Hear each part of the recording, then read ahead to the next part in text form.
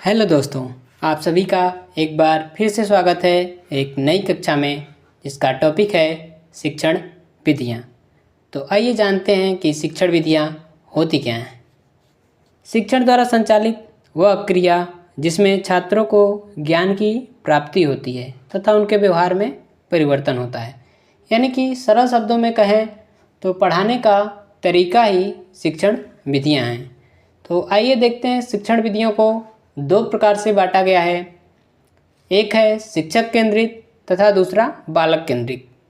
शिक्षक केंद्रित में शिक्षक को केंद्र यानी प्रधान के रूप में रखा जाता है, जबकि बालक केंद्रित में बालक को प्रधान के रूप में रखा जाता है, यानी मुख्य बिंदु बालक होता है।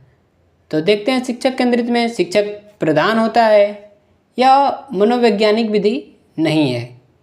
इसके उदाहरण क्या क्या हैं? व्याख्यान विधि, प्रदर्शन विधि। बालक केंद्रित में बालक प्रधान होता है। यह मनोवैज्ञानिक विधि भी है और लोकतांत्रिक विधि भी। लोकतांत्रिक याद रखिएगा, क्योंकि बालक केंद्रित की जगह लोकतांत्रिक विधि ऑप्शन में ज़्यादा देखने को मिलता है। उदाहरण क्या है इसके? प्रोजेक्ट विधि, खोज विधि, समस्या समाधान विधि और शैक्षिक भ्रमण विधि। तो देखते हैं व्याख्यान विधि। व्याख्यान विधि को प्राचीन विधि कहा जाता है। क्यों कहा जाता है? क्योंकि वेदों के समय जब गुरु शिष्य को शिक्षा देते थे तो वह कथनों के माध्यम से देते थे, वह केवल व्याख्या करते थे, तो इसलिए इसे कथन विधि भी कहते हैं। इसके गुण क्या हैं?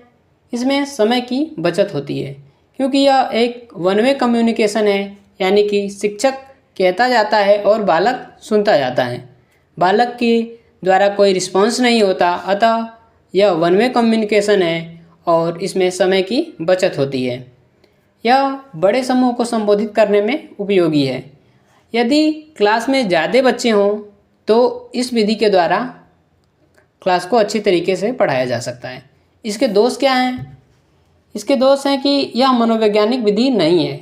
इसमें छात्र सक्रिय रूप से शामिल नहीं रहते, यानी कि छात्र निष्क्रिय रहते हैं, शांत चुपचाप पढ़े रहते हैं। शिक्षक जो पढ़ाता जाता है उसे सुनते जाते हैं। इसी के आधार पर एक सामूहिक शिक्षण विधि भी है, जिसमें दो या दो से अधिक शिक्षक एक साथ सहयोग करके पढ़ाते हैं। आगमन बनाम निगमन विधि आगमन या निगमन विधि कह सकते हैं। जैसे कि इसके जनक अरस्तु जी हैं। आगमन विधि, इसमें पहले उदाहरण दिया जाता है, फिर नियम बताए जाते हैं। यानी कि पहले कई सारे उदाहरण दिए जाते हैं और उदाहरणों के आधार पर एक सामान्य नियम बनाया जाता है।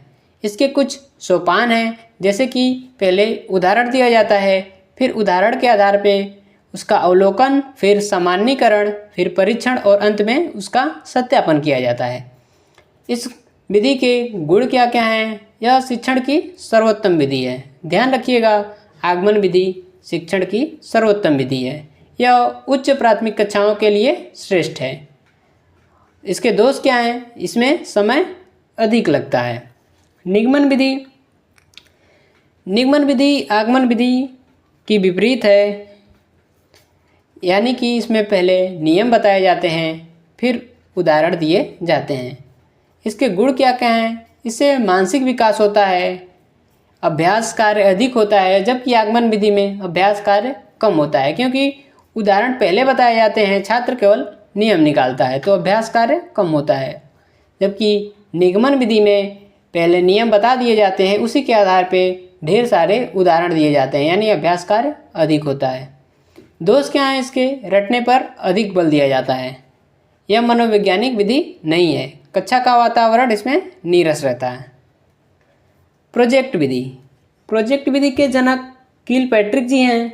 इसमें शिक्षक गौड़ रूप में, यानी कह सकते हैं कि शिक्षक परामर्शदाता या सहयोगी के रूप में होता है, जबकि छात्र प्रधान या सक्रिय रूप में होते हैं। इसके गुण क्या क्या हैं? यह बालक केंद्रिक है और लोकतांत्रिक विधि है। व्यक्तिगत भिन्नता पर आधारित विधि है। इसमें करके सीखने पर अधिक बल दिया जाता है। इसके दोष क्या क्या हैं? यह अत्यधिक खर्चीली है और अधिक समय लेने वाली है। प्रोजेक्ट विधि से हम ये भी कह सकते हैं कि यह असाइनमेंट विधि है, यानी इसमें खोज के आधार पे प्रोजेक्ट बनाया जाता है जिसमें कि छात्र अधिक सक्रिय होता है। समस्या समाधान विधि। याद रखिए दोस्तों, पिछली वीडियो में मैंने बताया था, जैसे कि शिक्षण के स्तर बताए थे, शिक्षण के 3 स्तर बताए थे। उसमें से उच्च स्तर जो कि चिंतन स्तर है, उसमें समस्या समाधान के बारे में बताया था। चिंतन स्तर के प्रतिपादक कौन थे, यह आप कमेंट बॉक्स में बताएंगे। तो देखते हैं समस्या समाधान विधि। यह बाल केंद्रित विधि है, मनोवैज्ञानिक है। इसमें तार्किक चिंतन का विकास होता है। इसके दोष क्या हैं? यह छोटी कक्षाओं और मंद बुद्धि के बालकों के लिए उपयोगी नहीं है। खोज या ह्यूरिस्टिक विधि। इसके जनक हेनरी आर्मस्ट्रांग हैं। इसके गुण क्या क्या हैं? बाल केंद्रित है, मनोवैज्ञानिक है, आत्मविश्वास का विकास होता है। बालक को नन्हे खोजी के रूप में जाना जाता है। इसके दोष क्या हैं? छोटी कक्षाओं के लिए उपयुक्त विधि नहीं है, धन और समय अधिक लगता है। पूर्व प्राथमिक शिक्षा की कुछ विधियां हैं, जैसे कि आपने सुना होगा किंडरगार्टन विधि और मॉन्टेसरी विधि। तो किंडरगार्टन विधि के जनक फ्रॉवेल हैं, जबकि मॉन्टेसरी विधि के जनक मारिया मॉन्टेसरी हैं। किंडर विधि में खेल द्वारा शिक्षा दी जाती है। शिक्षक एक पथ प्रदर्शक के रूप में होता है। विद्यार्थी स्वयं सीखने पर यानी 100 अध्याय पर अधिक बल देता है। मॉन्टेसरी विधि में यह भी एक छोटे बच्चों की विधि है। इसमें स्पेशली 3 से 6 वर्ष के बच्चों को लिया गया है। बाल शिक्षा से संबंधित विधि है। इसमें इंद्रियों के द्वारा प्रशिक्षण पर सर्वाधिक बल दिया जाता है। याद रखिएगा, मॉन्टेसरी विधि में इंद्रियों के द्वारा प्रशिक्षण पर सर्वाधिक बल दिया जाता है। कुछ अन्य विधियां हैं, जैसे शैक्षिक भ्रमण विधि, यानी इसके जनक पेस्टालॉजी हैं। बालक प्रत्यक्ष रूप से अवलोकन करके इसमें सीखता है, जैसे कि बच्चों को प्रत्यक्ष अनुभव प्रदान करना, विषय के प्रति रुचि जागृत करना। इसके गुण क्या क्या हैं? भूगोल और इतिहास में सर्वाधिक उपयोगी है। शिक्षण में नवीनता आती है। सामाजिक व लोकतांत्रिक गुणों का विकास होता है। अब देखते हैं डाल्टन विधि। डाल्टन विधि के जनक हेलन पार्कहर्स्ट थे, जिन्होंने कक्षा नहीं, समय नहीं, मूल्यांकन नहीं, इसमें पूर्णतः 100 अध्याय पर बल दिया जाता है। कहानी व निरीक्षण विधि। कहानी यानी छोटे बच्चों के लिए सर्वोत्तम है। भाव व कल्पना शक्ति का विकास होता है। जैसे कि प्लेटो ने कहा है, छोटे बच्चों को सीखने की सर्वोत्तम विधि कहानी विधि है। बालक इसमें सक्रिय रूप से और एकाग्रचित रहते हैं। बच्चों का समाजीकरण, सृजनात्मकता और कल्पना शक्ति का विकास होता है। निरीक्षण विधि में प्रत्यक्ष ज्ञान के द्वारा जिज्ञासा और मौलिकता का विकास किया जाता है। संवाद और सहभागिता के आधार पर 2 विधियां हैं, जैसे कि प्रश्नोत्तर विधि। इसके जनक सुकरात हैं। शिक्षक और छात्र के बीच निरंतर वार्तालाप होता रहता है, जिससे छात्रों की सक्रिय सहभागिता बनी रहती है। इसमें बच्चों की तर्क शक्ति का तीव्र विकास होता है। सामूहिक वाद विवाद विधि। इसमें उत्तरदायित्व की भावना का निर्माण होता है। बालक का समाजीकरण होता है।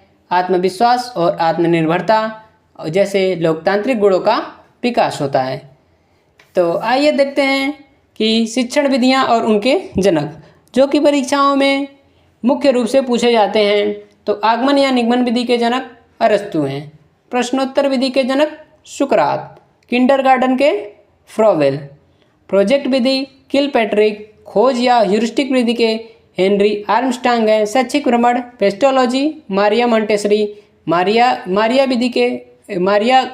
मॉन्टेसरी विधि के मारिया मॉन्टेसरी हैं और डाल्टन विधि के हेलन पार्कहर्स्ट। तो वीडियो में लास्ट तक बने रहने के लिए आप सभी का धन्यवाद। वीडियो को ज़्यादा से ज़्यादा शेयर करें और मिलते हैं अगली वीडियो में इससे संबंधित प्रश्नों के साथ। तो धन्यवाद।